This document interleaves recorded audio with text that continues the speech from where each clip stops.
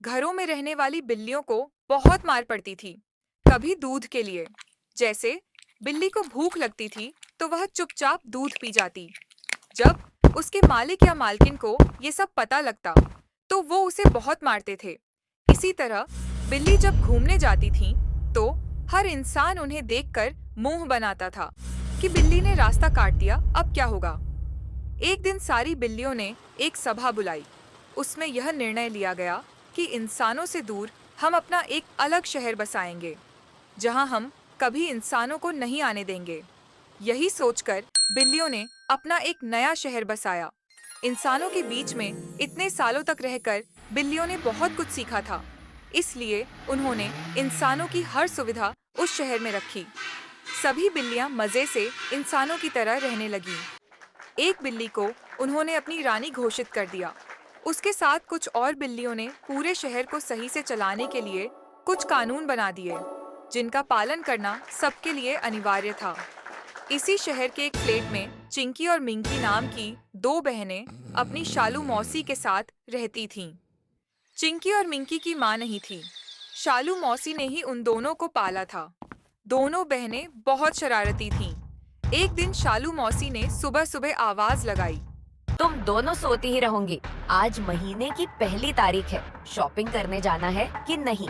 घर का सारा राशन खत्म हो गया। मौसी सोने दो ना, बड़ी मुश्किल से तो स्कूल से छुट्टी मिली है। लेकिन शालू मौसी को गुस्सा होते देखकर मिंकी ने जल्दी से उठकर चिंकी से कहा, जल्दी से उठ जा, नहीं तो मौसी यहीं आ जाएंगी। चल ना, शॉपिंग पर चलते हैं। मैंने पिछले महीने एक ड्रेस देखी थी, आज तो मैं खरीद कर ही छोड़ूंगी। अरे लेकिन मौसी कहाँ दिलवाएंगी, वो तो एक नंबर की कंजूस है। घर का राशन खरीदने के बाद कह देंगी, पैसे खत्म हो गए। शालू मौसी के साथ चिंकी मिंकी एक बड़े से मॉल में पहुंच जाती है। मॉल के दूसरी तरफ कपड़ों की दुकानें थीं। चिंकी और मिंकी मौसी को छोड़कर वहां पहुंच जाती हैं और अपनी पसंद की ड्रेस पहनकर देखने लगती है। चिंकी, देख, ये ड्रेस मुझे पसंद है। दोनों एक एक ड्रेस पसंद कर लेती हैं। मिंकी कुछ पैसे दे देती है। इधर चिंकी मौसी से जाकर कहती है, मौसी वहाँ बहुत सस्ती ड्रेस मिल रही हैं, कुछ पैसे दे दो, एक के साथ दो फ्री मिल रही हैं। क्या तू सच कह रही है? ये ले पैसे, दोनों अच्छी ड्रेस खरीद लेना। चिंकी और मिंकी ड्रेस खरीदकर बाहर आती हैं तो देखती हैं बाहर शालू मौसी खड़ी हैं और उनके पास बहुत भीड़ लगी थी। वो जल्दी जल्दी पहुंची। हाँ देखो, ये दोनों कितनी अच्छी ड्रेस पहने हैं। बेटी, इन्हें भी बता दो कौन सी दुकान पर एक के साथ दो ड्रेस फ्री मिल रही हैं। मैंने सबको फोन करके बुला लिया है। चिंकी और मिंकी की हालत खराब हो गई। छोटा सा झूठ उनके लिए औफत बन गया था। उसे छिपाने के लिए उन्होंने एक और झूठ बोला। अरे मौसी, वो तो खत्म हो गई, सब ले गए। लेकिन शालू मौसी नहीं मानी और दोनों को लेकर उस दुकान में पहुंच जाती है।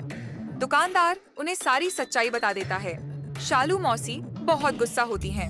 फिर वो सबसे माफी मांगती हैं। सबके जाने के बाद वो दोनों को लेकर घर आ जाती हैं। दोनों बहनें अपने किए पर बहुत पछताती हैं। दोनों मौसी के पैर पकड़कर उनसे माफी मांगती हैं। एक झूठ छिपाने लिए दूसरा झूठ बोलना पड़ता है और झूठ के कारण बड़ों का अपमान हो सकता है, इसलिए झूठ नहीं बोलना चाहिए।